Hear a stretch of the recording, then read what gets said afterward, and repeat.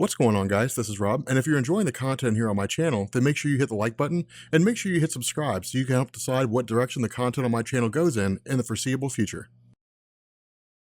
Oh my goodness, Rob Core. I woke up this morning, I had a leisurely breakfast of steak and eggs, I was watching World War Z, the book is still better than the movie, and we are getting ready to cover Rage of the Red Lanterns. So, this story is amazing. Oh my god, this is so good. Because this is like, I think it's this, and then it's Agent Orange, which is Larfleeze, and then we go into Blackest Night. So we've got like 2 weeks until we start Blackest Night, which I'm really kind of hyped about because that story is insanely good. But for those of you guys who are just now getting caught up with us here on our Green Lantern Sundays, I guess is what it is. The Green Lantern landscape so far has basically dealt with Sinestro Corps War, which is to say the villain Hal Sinestro, a former Green Lantern who basically became corrupted by his power, falling and then forming his own Yellow Lantern Corps. This really led into a series of paradigm shifts where the Green Lanterns were always more of a peacekeeping force because of the violence of Sinestro, because his rings were not limited by the ability to kill like the Green Lantern rings were. They couldn't actually kill people. The Guardians of the Universe, the creators of the Green Lantern Corps, basically modified the rules of the rings so that Green Lanterns could now kill people. And this was the ultimate goal of Hal Sinestro, was to basically turn the Green Lanterns, or at least begin the process of taking the universe's eye, how they perceive the Green Lanterns, and move it away from seeing the Green Lanterns as protectors to seeing the Green Lanterns as really more of like a police force, like this sort of army, belonging to these all-powerful beings. And it would lead people down the path of coming to believe that the Green Lanterns were effectively paving the way for the Guardians of the Universe to take over the universe. That's not what was actually happening. All that Hal Sinestro needed was the belief that that's what was going to happen. Now, what this does is it shifts over to the Red Lanterns, to Atrocitus. Now, Atrocitus is a character that we haven't really talked about since we cover the secret origin story of Hal Jordan, the Green Lantern. But Atrocitus was formerly a guy, I think his name was Atros. He was formerly just a guy residing in Sector 666, just one of the many sectors that exist all throughout the universe. When it comes to DC Comics, the universe is divided into sections, into sectors. So think of the universe, or think of the sectors of the universe as like neighborhoods, more or less, is the best way to think of it. But the idea here is that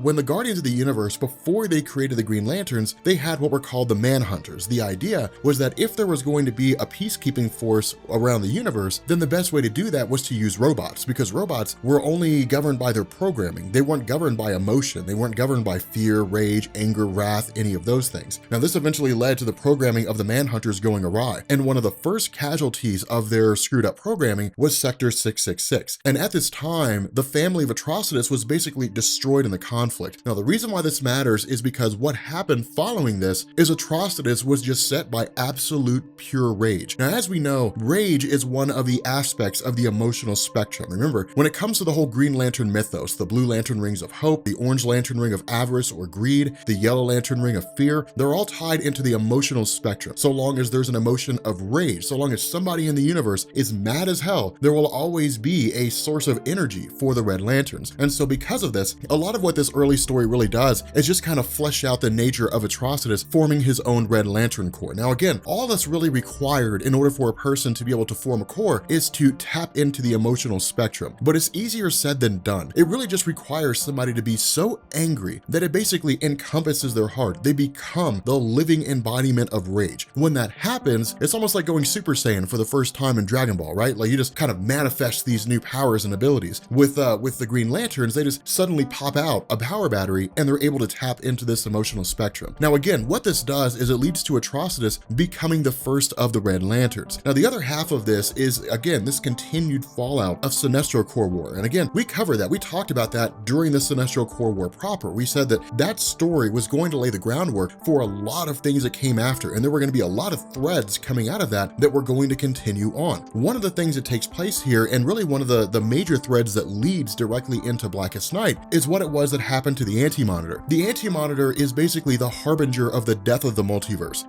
Whenever the multiverse comes into existence, it died during Crisis on Infinite Earths, it came back during Infinite Crisis. Whenever the multiverse exists, the Anti-Monitor will always manifest with it, because the Anti-Monitor is just the living embodiment of the death of the multiverse, is the best way to describe it. The result of this is that the Anti-Monitor allied itself with the Sinestro Corps. Now, at the end of Sinestro Corps War, the Anti-Monitor was more or less defeated and just kind of shot out into space. But what we ended up finding out is that some unknown being had basically grabbed Anti-Monitor and turned him into a central power power battery. What this also does is it brings into sharp relief the idea of the Scarred Guardian. Now, I don't think the Scarred Guardian actually has a name. All we really know is that this is one of the Guardians of the Universe that has basically grabbed one of the Green Lanterns by the name of Ash and sent him on a mission of finding out what happened to the Anti-Monitor. Now, this is inevitably going to pave the way for the introduction of Blackest Night, but at this point, information is just scant. I mean, it's so scarce. We'll get a little bit more into what the prophecy of the Blackest Night means as we get through this, but what ends up happening here is the Green Lanterns, Hal Jordan, Guy Gardner, John Stewart, they're tasked with basically escorting Thal Sinestro to his execution. Green Lanterns don't necessarily execute one of their own if they abuse their power, but with Thal Sinestro, it's a whole different beast, because not only did he abuse his power and find himself booted out of the Green Lantern Corps, he in turn formed his own Lantern Corps and then tried to kill Green Lanterns. And so he's basically considered guilty of high treason against the Guardians of the Universe and the Lanterns. And so because of this, what ends up happening is that in the midst of him basically being taken to his imminent execution, the most logical scenario unfolds when we end up having the Sinestro Corps really just kind of pop out of nowhere for the purpose of attacking the Green Lanterns. Now again, all this seems to be the workings of the Scarred Guardian behind the scene. The Scarred Guardian was the one who informed the various members of the Sinestro Corps, the ones who were left, that Thal Sinestro is being escorted to his destination, to Kruger. The Scarred Guardian is the one that basically passed all this information on so that the Sinestro Corps would know exactly where to hit him. But the caveat to this is that in the midst of the Green Lanterns escorting Thal Sinestro and being ambushed by the Sinestro Corps, they're met with the unexpected arrival of the Red Lanterns. Now again, the reason why Atrocitus is really chasing after Sinestro, the reason why he harbors such hatred for him, is because of the fact that during the Secret Origin story that we had talked about, the one that you'll find down in the description alongside all the other Green Lantern videos in the playlist, Thal Sinestro was the guy who basically defeated Atrocitus back when Atrocitus had really just kind of popped up for one of the first times. The result was that once Atrocitus was taken back and dropped on the planet of Ysmault, he basically made a prophecy that a time would come when Thal Sinestro's home planet of Kruger would descend into chaos and madness, and in an attempt to control it, Thal Sinestro would basically become a dictator. He would effectively cast aside the role of the Green Lantern and essentially become a villain. And that's exactly what happened. Now remember, the reason why this happens is because the 5 inversions, who were the 5 survivors of the assault on Sector 666 by the Manhunters alongside Atrocitus, they had the ability to cast spells, to delve into sorcery, different things like that, that would let them see the future. And so what ended up happening is when the 5 inversions looked into the future, they saw what Sinestro would become, the events that would lead him to this very moment. Now, Thal Sinestro initially avoided it and just said, no, that's not going to happen, I'm not worried about that, but ultimately it all proved itself to be true. The crazy thing about this is that when it comes to the various lanterns and how they interact with one another, different lanterns have different effects on other lantern corps. For example, what we end up having here is the Red Lanterns, who basically just begin burning away the power of every single lantern that they come across. The Green Lantern ring of Hal Jordan begins to become corrupted, and what happens is he's suddenly met by the arrival of a guy he's never seen before named Saint Walker, who claims to be a Blue Lantern. Now, here's the crazy thing. I do not understand why it is that Green Lantern fans love Saint Walker. The closest thing I can get to it, the only explanation I can come up with, is the Blue Lanterns are basically like the Jedi of the DC universe. That's really it. They're just kind of like monks, and they're like, all will be well. I mean, it's one of those it's one of those weird things. But this is what I'm talking about when I say rings can complement others. The Blue Lantern rings have the ability to basically recharge Green Lantern rings and even supercharge them. And so again, having a Blue Lantern in your corner basically bolsters the powers of a Green Lantern. Now, there are also other aspects of the Blue Lanterns, but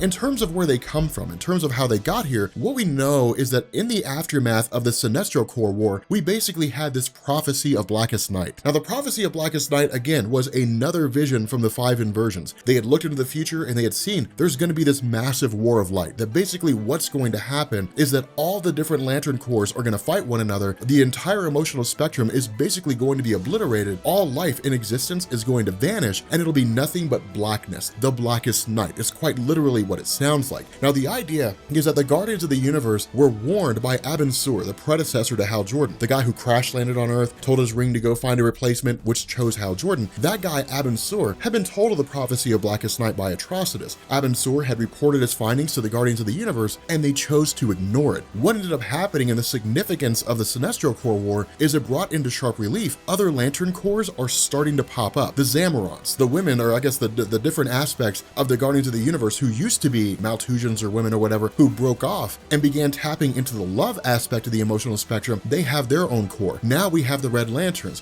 We have the Sinestro core. All we're missing now are the White Lanterns, the Black Lanterns. We haven't gotten to the Orange Lanterns yet. We have all these different lantern cores popping up. And when the Guardians of the Universe began to realize what was going on, a majority of them ignored everything that was happening. They said, no, the prophecy of the Blackest Night is a myth. It's not going to happen. We don't need to worry about that. But a couple of them, Ganthet and Sade, believed that it was true. And so because of this, Ganthet and Sade basically took the steps in saying, we need to make sure that if the prophecy of Blackest Night is true, that we're prepared for it. It's better to be prepared for something that won't happen than to not be prepared for something that will happen. And so because of that, what they ended up doing is forming their own lantern core, the Blue Lanterns. Now, in terms of how this core functions and how this core exists, this actually comes by way of Saint Walker himself. And what he ends up doing is taking Hal Jordan to a planet called Odom. At least I think it's called Odom, or how it's pronounced. But what we end up finding out is that with the Green Lantern cores, or like the Red Lantern core, or even the Sinestro core, something like that, you're basically like, the rings are just kind of sent out into the universe. You know, the rings will be made and it'll just be like, okay, just go out there and just find a replacement. A person will just be bonded with the ring for whatever reason. Either they instill great fear, or they have great rage in their heart, or they have the ability to overcome great fear, whatever the case may be, and they'll just kind of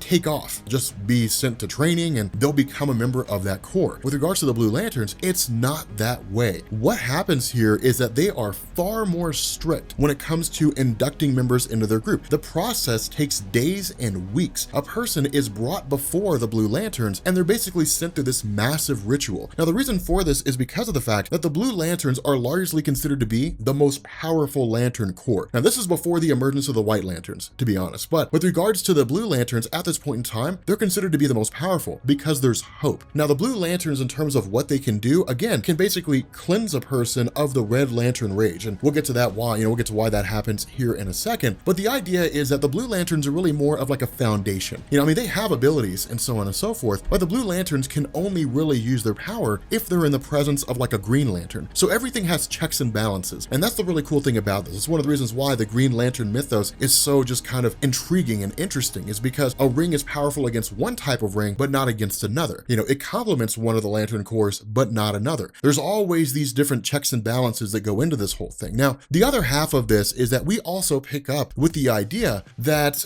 really Hal Jordan is designed to kind of be this harbinger for the Blue Lanterns. The intention is to make him their leader. Now, this is not readily made to Hal Jordan. Instead, what we end up doing is we end up grabbing Saint Walker and the newest introduction to the Blue Lantern Corps, and they're designed to basically go after and find Sinestro. Now, the reason for this is because of the fact that Sinestro is largely considered to be one of the prominent members, or a significant person, for the coming War of Light. We don't necessarily know why, but the indication here is that of all the people who need to live, it has to be Thal Sinestro. He has to survive this whole thing. And so again, that's why this is so intriguing, is because we're given these little tidbits, these little itty bitty pieces of information about characters, and we're told how important they are, but we're not explicitly told why. Now again, the reason why this is so important and it's so cool is because for Hal Jordan's character, he's been a trainee of Thal Sinestro, he's fought alongside Thal Sinestro, and he's fought against Thal Sinestro. Their lives have basically been intertwined for years and years and years and years. Not only that, it's also this idea that once they land on the actual home planet of the Red Lanterns, and once it really just begins, you know, to get into Hal Jordan just recollecting on these moments, the experiences the two of them had previously, the discussions they got into and all these different things, the battles they've had and the conflict they had, even if it's only for a brief moment, Thal Sinestro becomes a friend. He's an ally for a split second when he tells Hal Jordan to watch out. Now, of course, this leads to the emergence of the Red Lanterns, who of course promptly capture Hal Jordan. It's really this idea that they've basically captured who people largely consider to be the two greatest Green Lanterns in existence. Now, of course, this leads to the arrival of the Sinestro Corps. And again, that's why this is so cool, is because this is Jeff Johns in DC giving us a taste. He's like, look, right now in this story, we're gonna have the Blue Lanterns and the Green Lanterns and the Sinestro Corps battling the Red Lanterns, and that's just 4. Imagine if we had all 7 or 8 or how many cores there are. Imagine if they were all fighting against each other at the same time. And that's the cool thing, is because in the midst of all this, with chaos and pandemonium reigning supreme, Saint Walker, they all just kind of pop up on the scene, and it's like all will be well. When the ring of Hal Jordan begins to deplete, the Blue Lanterns are there to charge it. And that, I think, is one of the reasons why fans love the Blue Lanterns so much, because the Blue Lanterns are just kind of like, man, it's cool, dude. Just chill, man. Chill, dude. We got this, man. Like, it's just It's calm, it's relaxation, because they are effectively monks. Now, one thing when it comes to the idea of the Red Lanterns, when a person is imbued with a Red Lantern ring, they're designed to basically be mindless. The reason for this is because with Atrocitus being the first Red Lantern, he has full control of his faculties. You'll notice he's not like any of the other Red Lanterns. Atrocitus thinks, he rationalizes, he strategizes, he's got all this history, he taunts, different things like that. The other Red Lanterns are just mindless, raging beasts because they're not designed to be tactical. They're not designed to be reasonable, to think things through. They're designed to be a force of nature. They're designed to exist, and then Atrocitus says, go attack those guys over there, and then the Red Lanterns just show up in overwhelming force, just inflicting mass pandemonium and casualties. But when it comes to Hal Jordan, because of the fact that the former Green Lantern Laira, again, we talked about her in the last video, because of the fact that she'd basically been exiled from the Green Lanterns, she absolutely despised the members of the Sinestro Corps, had a massive amount of rage, wanted to kill every last one that she came across, and was following that given a Red Lantern ring, or really just kind of forced into having a Red Lantern ring. She is effectively killed by Sinestro. Now, the reason why this matters is because this sends Hal Jordan over the edge. The idea was that he was going to try to find a way to save Laira. Laira was exiled because of the fact that she basically killed a member of the Sinestro Corps who had killed the family of one of her teammates. That was really it. She wasn't like a villain. She wasn't trying to conquer a world. She was just angry and hurting and dealing with it the best way she knew how. The result was that she was suddenly bonded with a Red Lantern ring. For Sinestro, he's not killing her to spare Hal Jordan's life, not by any standard of measurement. He's doing that because he knows it'll get to Hal Jordan. And because of this, Hal Jordan snaps. Where Lyra's ring takes off and says, finding a new sentient, Hal Jordan goes absolutely berserk and just loses it on Sinestro, literally beating the absolute hell out of him. And in this moment of rage and this moment of just absolute rampage, Hal Jordan is imbued with a Red Lantern ring. And that's the craziest thing, because this is the worst case scenario really for almost anybody. I mean, I would imagine at the time this story is being written, this is the worst case. Because imagine, for example, that Atrocitus basically gave Hal Jordan the ability to be a rational thinking being. Imagine he gave him the ability to basically be a guy who could think on his own. Hal Jordan would literally crush almost every single Lantern Corps that he came across. This is as close as we get to the return of Parallax. One other thing to keep in mind when it comes to the Red Lanterns is that when a person is made a Red Lantern, there's all kinds of things that come along with it. With regards to like the Green Lanterns, for example, let's just take the traditional Green Lantern. All right, let's say that you're sitting at home one day and a Green Lantern ring just pops up in front of you and it says, you, member of the Rob Corps. Of course, your Rob Corps ring can overcome the Green Lantern ring, but nonetheless, it pops up in front of you and it says, you have the ability to overcome great fear. Welcome to the Green Lantern Corps. You're just whisked away for training. But you can turn down the ring. You can say, you know what? I don't want to be a member of the Green Lantern Corps. I'm a member of a better corps called the Rob Corps. I don't want no Green Lantern ring. At least I hope you guys don't abandon me for the Green Lanterns anyway. But you could turn the ring down. You could say you don't want to be a Green Lantern, and the ring will simply say, okay, searching for a replacement sentient. With the Red Lanterns, it doesn't work that way. Put on the Green Lantern ring and you can take it off and you have different abilities and it's all tied to your willpower, your ability to overcome fear. It's pretty straightforward. When a Red Lantern ring bonds itself to you, it becomes you. You basically have your heart replaced. Your blood is replaced with plasma. If you go to take the Red Lantern ring off, you'll die, because literally the source of your ability to exist goes away. It's tantamount to having your heart ripped out of your body. That's exactly the way it works. And so because of this, under any normal circumstance, a person bonded with a Red Lantern ring is going to die. The reason why this is so cool and the reason why this is so interesting is because in this moment when Hal Jordan is basically running over all these different emotions, this pain that he's feeling, this hatred that he's feeling, this rage, all the things that Sinestro's done, where his mind and his body are going through all these physical changes in response to being given or basically being possessed by a Red Lantern ring, suddenly St. Walker and company simply show up and say, we have no idea what's going to happen when we do this, but we're making you a member of the Blue Lantern Corps. And the reason why is because, again, as part of these checks and balances, the strengths of Lantern Corps versus the weaknesses of other Lantern Corps, so on and so forth, the Blue Lantern ring basically begins the process of cleansing the person who's infected with a Red Lantern ring. So it basically is their way out, is their caveat. Now that makes sense, because if that didn't exist, what we would basically have is is the Red Lanterns just spreading across the universe like a plague with no way to stop them. Now, the idea here is that with Hal Jordan basically being given this Blue Lantern ring that works in conjunction with his Green Lantern ring, he's effectively a hybrid now. It's almost like he has the best of both worlds, which is kind of cool here because this sets the groundwork for a lot of the things that we'll end up seeing coming up next. But in terms of getting into this prelude of the whole, Blackest Night, this whole scenario, we basically end up having Sinestro escaping back to his home planet, getting to the antimatter universe on the planet of Cord, recharging his ring using the central power battery, going out, grabbing those individuals who were truly faithful to the Sinestro Corps, killing those individuals who were not. Again, this follows a multitude of groups as we all end up getting into this idea of the War of Light. But one of the things that happens here, and one of the things that's interesting, is we also end up hinting at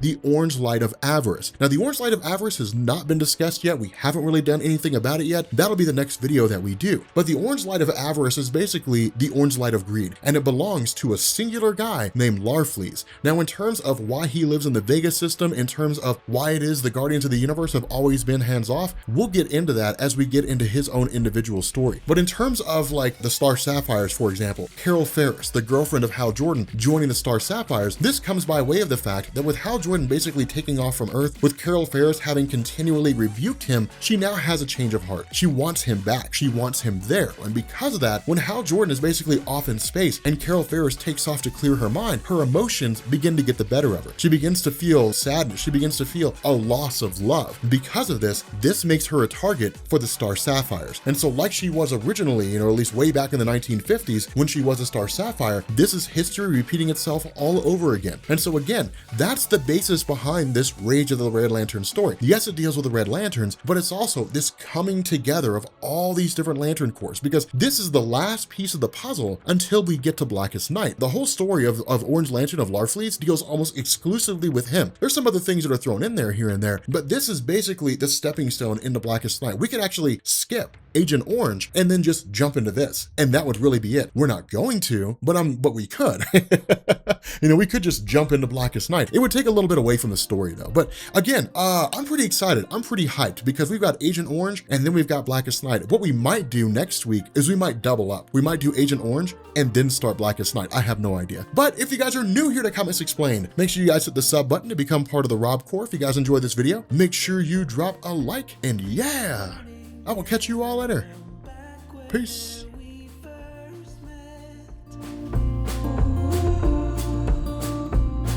It is raining, but all I can see is the summer we spent. The letter